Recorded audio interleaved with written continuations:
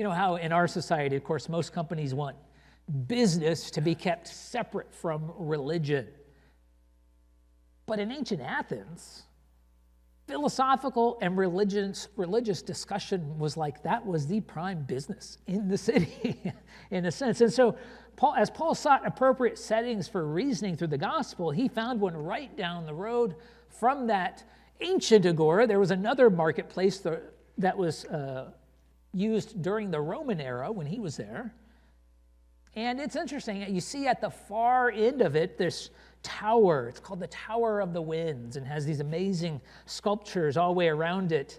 And inside was a water-powered clock that they used. And so it's interesting because Paul doesn't waste any time. He gets right into ministry there, right in that area. Acts 17 through 21 tells us, so he reasoned in the synagogue with the Jews and the devout persons, and here it is, in the marketplace every day with those who happen to be there. Keep reading. Verse 18 says, some of the Epicurean and Stoic philosophers also conversed with him. And some said, what does this babbler wish to say? Others said, he seems to be a preacher of foreign divinities because he was preaching Jesus and the resurrection. And so it says they took him and brought him to the Areopagus, saying, may we know what this new teaching is that you're presenting. For you bring some strange things to our ears.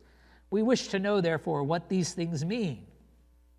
And then Luke adds this note in verse 21. Now all the Athenians and the foreigners who lived there would spend their time in nothing except telling or hearing something new. So you get a feel for that unique culture there. Now, as we've already talked about throughout Acts, we've seen it several times here, that Paul often started with the synagogue. Right? That was a good setting because the Jewish people there who worshiped there, they were open to hearing what the Old Testament prophecy had to say and how Paul believed it was fulfilled in Jesus. Now, of course, if he tried that in a Greek temple, it would not have been well received, right? It would have generated emotional agitation, like we talked about last time, rather than reasonable discussion. But this love that the Athenians had for new ideas made the marketplace a good setting. Just go and engage in discussion. Now it's interesting, it mentions Epicureanism and Stoicism. Those were the popular philosophies at the time. You've probably heard those designations or those titles. In traditional Greek myths, if you've read mythology at all, the gods are always like lusting after mortals and bringing blessings or curses upon them. They're very fickle. Well, Epicureanism taught that the gods dwelt off in like blissful detachment from the world.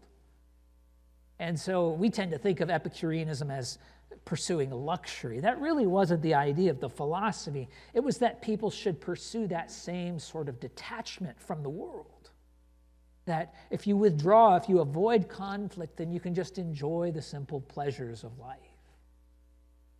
Stoics, on the other hand, they had this, what we would call a pantheistic sort of conception, that there's divinity in everything and everyone. And so they thought that peace could be found by just accepting hardship, right? So it has that idea, that sense of discipline, of virtuous morality in that sense. Well, neither of those groups believed in an afterlife or the possibility of resurrection. So as they interact with Paul, they think they don't really take him seriously at first. They call him a seed picker, that he's maybe gathered up scraps of things. And they're really perplexed by this idea of Jesus as the incarnate Son of God, right? And so when he speaks about the resurrection, they think that he's talking about another God. That this is anastasis, a word for resurrection, might be the name of another God. So all that being said, they still want to hear more. That's kind of the way they are, and that was a positive thing. So before we move on, just think for a moment, what are the appropriate settings for reasoning through the gospel today in our society? Where can we best initiate meaningful conversations? Right? Because we need to be wise about that. The book of Proverbs, Proverbs 25:11 says, a word fitly spoken is like apples of gold in a setting of silver. Finding the right time and place is huge. Now, as I mentioned when I started, doing that in the middle of the workday at work might not be a good thing. That might be counterproductive. I mean, of course, it depends upon where you work, maybe, and who you're interacting with. I can do that in my job. If people are willing to come, of course, you can invite them to a Bible study, to a church gathering.